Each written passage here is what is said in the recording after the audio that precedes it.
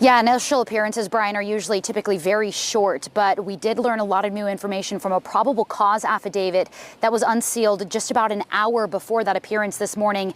It was 18 pages long. It was super detailed. It gave the most information that we have ever seen in this court case. And what it showed is that investigators have been watching Bryan Kohberger since very early on in the investigation, about 2 weeks after the murders on November 13th.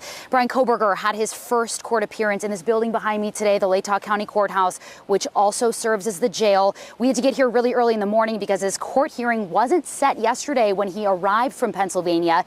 It was set this morning and we didn't know, so a long line of media was in the lobby this morning. His hearing at 9:30 Pacific time. He faces 4 counts of first-degree murder and 1 burglary charge. He's accused of unlawfully entering the King Road home where the crimes happened with the intent to commit murder. If he's found guilty, he could face the death penalty or life in prison. He was also issued a no-contact order with the victims' families. He was also appointed a public defender, and the judge set no bail.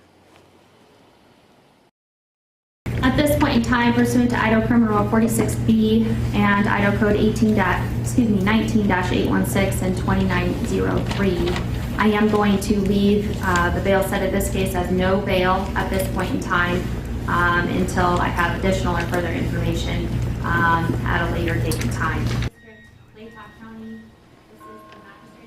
His next hearing is January 12th at 10 a.m. Pacific. It's going to be a status hearing, and at that time, they'll set the next hearing, the preliminary hearing. As you can see in the video, he was wearing an orange jumpsuit in court. Our Alexandra Duggan was in the courtroom when he was there. I was in the overflow room since there were so many people. She says he showed little emotion as the charges were read against him from the judge. He looked tense, though. His public defender also said that he has a strong family and his family stands behind him.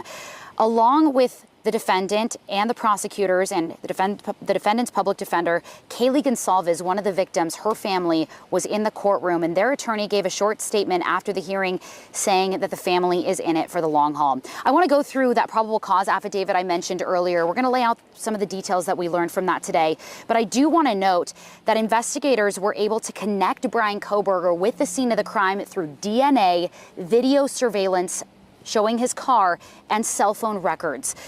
So here's what we know. Xana and Ethan were found on the 2nd floor, and Maddie and Kaylee were found in bed together on the 3rd floor. That's what the PCA shows. Officers noticed a tan leather knife sheath on the bed next to Maddie. A sheath is a cover for the blade of a knife. They figured out it was a K-bar knife with a Marine Corps insignia. The Idaho State Lab found a single source of male DNA on the button of that sheath, which they call the suspect profile. They then compared that DNA to trash that they took from the Kohberger family home in Pennsylvania on December 27th. As you heard Brian mention, he came from Pennsylvania. That's where he was arrested, at his family home. So investigators matched the DNA of the suspect's father from that trash almost 100% to the DNA on that knife sheath. The affidavit also shows 2 surviving roommates said everyone was home by 2 a.m. and in their rooms by 4 a.m. on the morning of the murders, November 13th, except for Xana Kernodle, one of the victims, who got a DoorDash order delivered at 4 a.m. Officers say Kaylee Goncalves' dog was there at the time of the crime. She's heard barking several times on security footage from a neighboring home. One roommate who survived says she was woken up around 4 a.m. by noise on the 3rd floor above her. She said it sounded like Kaylee playing with her dog. She heard one of her roommates say, "There's someone here." Investigators say this could have been Xana because she was likely awake and on TikTok at the time. The surviving roommate says she opened her door when she heard crying coming from Xana's room, and then she heard a man say, "It's okay, I'm going to help you." The roommate says she opened her door again. She saw a person in black wearing a mask covering their mouth and nose. She described him as tall, not muscular, but with an athletic build and had bushy eyebrows. So this is the first we are hearing that the surviving roommate, one of the 2 surviving roommates, also saw the suspect in this case. The roommate says he walked past her and she stood in a frozen shock phase. He then left. Investigators believe the homicides happened between 4 and 4:25 a.m. 911 was called around noon, so several hours after the murders allegedly happened, from one of the roommates' phones inside the home.